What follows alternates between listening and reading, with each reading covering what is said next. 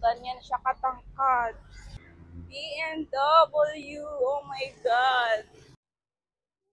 Charger. Manual. Oh, hindi na naman ito babasahin eh. Ang ganda kasi meron siyang pouch. Travel friendly talaga siya. Eto na siya. Napaka-compact lang niya. See?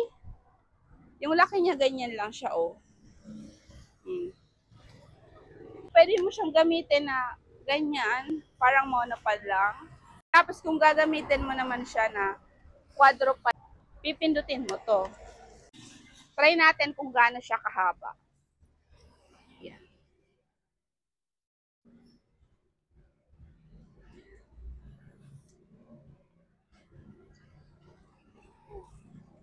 Mas matangkad siya sa akin mga auntie.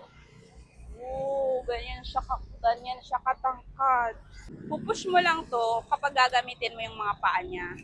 Ayan. Ganyan siya katangkad mga auntie. O diba ang ganda?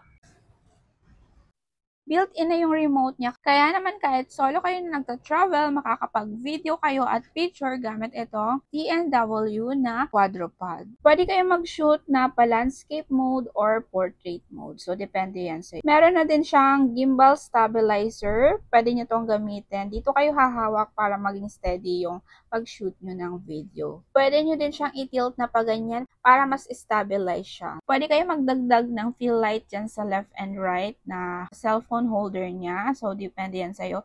Or, pwede nyo din na hindi na siya i-avail or gamit na lang kayo ng ibang lighting. Pero kasi, in-avail ko pa rin yung lighting setup niya kasi perfect na perfect talaga siya dyan. And yung ilaw niya ay pwede mong lakasan at pahinaan. At meron din pong mga iba't ibang mode of lightings. Meron warm light at merong white light. So, depende yan sa choice nyo mga beshi ko. Kung gusto mo din neto, ilalagay ko yung link dyan sa may basket. Mag-check out ka na habang meron pang stocks.